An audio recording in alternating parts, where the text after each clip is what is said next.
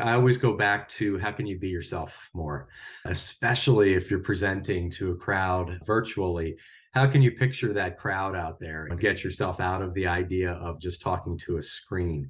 Where the camera is very important. And if you can look at the camera more than you're looking at the people on the screen, I think that's a really interesting and very important tip, because I think if you're on a meeting, particularly with a number of people, I catch myself a lot of times, rather than looking at the camera, I'm just looking at myself and seeing how I'm coming across there. And it's a look, again, that we're really familiar with, because I think we're all doing that to an extent.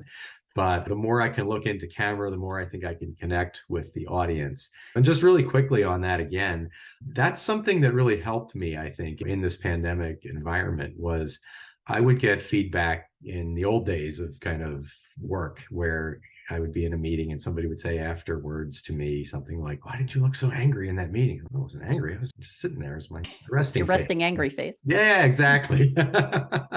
And so I realized once we went virtual here, I could see myself at all times. And I'm like, oh, you know what? I could see myself looking angry there too. And I think maybe I've learned a little bit about how I come across through this virtual medium, and being able to develop different muscle memory of how I'm coming across on camera or in person as a result of this. And for somebody that's gotten that feedback of, why do you look so mad? Oh, I'm not mad. I just didn't realize I looked that way. And this, I think, has helped me a little bit, and maybe some other folks too. Yeah, I think the one thing that helps, if you intentionally spend a little time looking at yourself, not at a time when you should be looking at somebody else, it can be informative, because my comparable thing to a resting angry face is that if I were listening to someone when I was interviewing from the podcast, I'd lean forward and I'd cock my head. And I realized that I was being attentive, but the effect was that I was being aggressive about it. It didn't Mhm. really come across as attentive.